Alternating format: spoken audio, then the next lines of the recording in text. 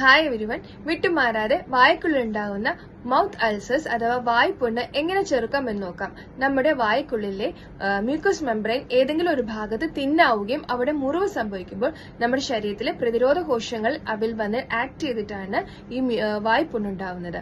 ഇത് vitamin B12 deficiency കൊണ്ടും പാരമ്പര്യം കൊണ്ടും അതുപോലെ തന്നെ എന്തെങ്കിലും ഹോർമോണൽ ഇംബാലൻസ് കൊണ്ടും അതുപോലെ നമ്മുടെ വയറ്റിൽ ഉണ്ടാകുന്ന എന്തെങ്കിലും തരത്തിലുള്ള അൾസേഴ്സ് കൊണ്ടും പ്രോപ്പറായിട്ട് ഡൈജഷൻ നടക്കാത്തത് കൊണ്ടും പുകവലി ശീലം കൊണ്ടും എല്ലാം തന്നെ ഉണ്ടാകുന്നു.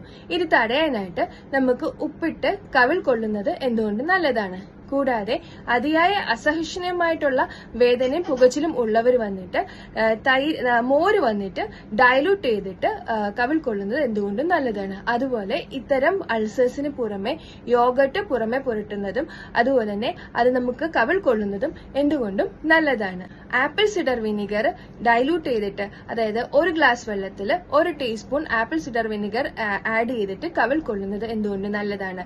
തേൻ പുറമെ പുരട്ടുന്നതും അതുപോലെ തേനിനകത്ത് ത്രിബല പോലുള്ള മെഡിസിൻസ് പുറമെ പുരട്ടുന്നതും ഇത്തരം മൗത്ത് അൾസേഴ്സിനെ തടയാൻ സഹായിക്കുന്നു. സോ ഈ ഒരു ഇൻഫർമേഷൻ എല്ലാവർക്കായിട്ട് ഷെയർ ചെയ്യുക.